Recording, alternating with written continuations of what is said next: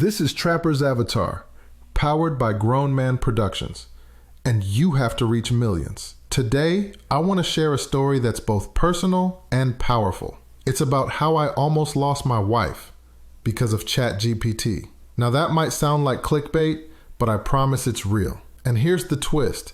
This channel is written by AI. It's voiced by 11 Labs. It's presented by my avatars. So yes, I'm still heavily dependent on AI. But that's exactly why this story matters. Because it's not about whether AI is good or bad. It's about how you use it and how it can either make your life richer or leave you disconnected. Stick around, because by the end of this episode, you'll see how to use prompts not just to scale your work, but also to protect what matters most: authenticity, connection, and trust. Section 1.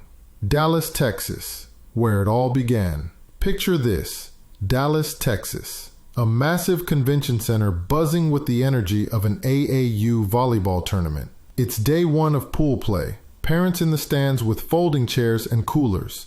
Teams warming up. Whistles blowing. Sneakers squeaking across polished floors. The kind of atmosphere where everyone's locked in and laser focused on supporting the girls. And then one of the dads walks up to me.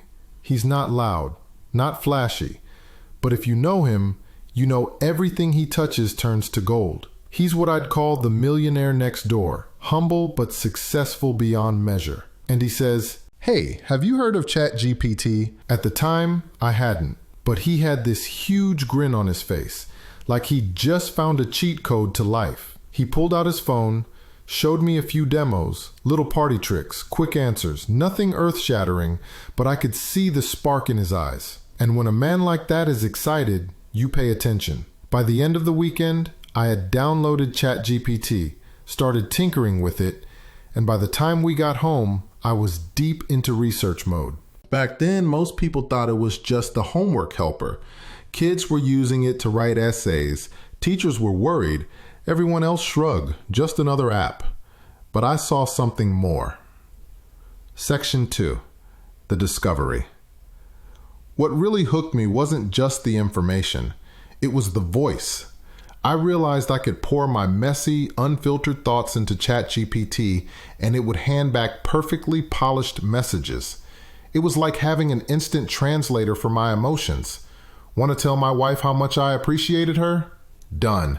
Want to sound sharp in a work email? Easy. Want to fire off something inspirational to a friend? No problem. Suddenly, I wasn't stumbling over words anymore. I was delivering messages that sounded cinematic, professional, romantic, inspiring. It felt like a superpower, and for a while, I loved it. But here's the hidden danger. Every time I let ChatGPT write for me, I was giving away a piece of myself. It's like putting a filter on every photo you take. At first, it feels amazing. Every picture looks perfect. But eventually, people start to wonder if they're seeing the real you. My wife was the first to notice. Section 3. The Obsession. For months, I leaned on ChatGPT for every text. 2-3 messages a day, all crafted by AI. I thought I was being extra thoughtful, extra romantic, like I was leveling up my communication game.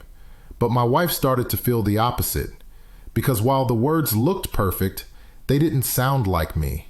And here's the thing, she married me, not a robot. She wanted the rough edges, the quirky humor, the little mistakes that make me, me. Instead, she was getting paragraphs that read like Hallmark cards, beautiful on the surface, hollow underneath. And that gap between intention and perception grew wider by the day. Section 4. The Breaking Point. By July, my daughter's team had made it to nationals in Orlando, Florida. I couldn't make the trip because of work, so I doubled down on AI messages thinking, this is perfect. I'll keep the connection alive even though I'm not there. But when they came home, my wife wasn't impressed. She was hurt. She said, "For the last 6 months, I feel like I haven't been talking to you. I've been talking to AI." That was the gut punch, because she was right. I wasn't showing up as myself. I was outsourcing my authenticity, and it nearly cost me the person who matters most. Section 5. The Wake-Up Call. That night, we sat down and talked. I explained why I had gotten so hooked, how I thought I was using AI to make things better, how I didn't realize it was actually pushing her away, and thankfully, she understood. But it could have gone very differently. Section 6. The Bigger Lesson. Here's the lesson I walked away with, and it's the same one I want you to hear today. AI isn't the enemy. Prompts aren't dangerous. What matters is how you use them. Use them to amplify your voice, and you'll connect more deeply. Use them to replace your voice, and you'll lose trust. And that's not just in relationships. The same thing happens in business. If every client email feels too polished, too generic, too artificial, people notice, and people disconnect. The human brain craves authenticity. It can sense when something is off. And AI, if you're not careful, can make everything feel just a little too off. Section 7. Psychology of AI Reliance. So why do we fall into this trap? Because AI makes us feel powerful. It removes friction. It makes us sound smarter, smoother, sharper. It's like steroids for communication. But just like steroids, it comes with side effects. You get hooked on the feeling of being better than yourself. You forget that the imperfections are what make you relatable. In relationships, that means losing intimacy. In business, that means losing trust. In creativity, that means losing originality. The irony is that the very thing we think will bring us closer to people can actually push them further away. Section 8. The Dangers of Overuse. Let me break it down into 4 clear dangers. 1. Loss of trust. Trust is built on consistency. If your words don't sound like you, people start questioning everything. If this wasn't from you, what else isn't real? 2. Disconnection. Polished communication without personal touch feels robotic. In relationships, that creates distance. In business, it creates clients who feel like numbers instead of people. 3. Skill erosion. If you outsource all your writing, brainstorming, or strategizing, you stop practicing. You let your muscles atrophy. Eventually, you forget how to express yourself without AI. 4. Missed opportunities. Some of the best connections come from the little flaws. A typo, a joke that doesn't land, a raw confession. That's where people see the real you. Over-polished AI text removes those moments. This is why I say AI is like fire. It can cook your dinner or burn your house down. It's all in how you handle it. Section 9. How to use prompts the right way. So how do you use AI without losing yourself? Here's the system I live by now. 1. Start raw. Always begin with your unpolished words. Dump your thoughts out. Be messy. Then let AI clean it up, but only after you've put your heart in first. 2. Coach, not ghostwriter. Ask AI to guide, not to replace. Improve this instead of write this for me. That subtle shift keeps your fingerprints on everything. 3. Add your signature. After AI polishes, add something only you could say.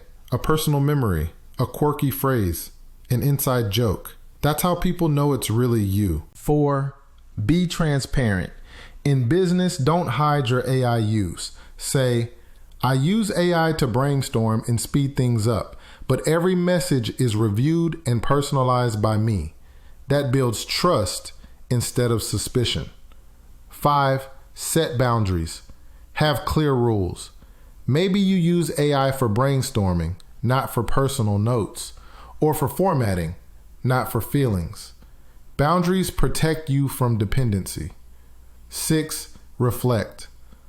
Always reread and ask, does this sound like me? If not, tweak it until it does. Section 10. Prompt recipes. Let me give you some practical prompt recipes you can copy and paste today. For work emails, you are my writing coach. Improve the clarity and flow of this email. but keep it in my casual conversational style. For relationship notes, you are a communication coach. Suggest 3 short, heartfelt texts I can send my spouse to show appreciation, in my own words.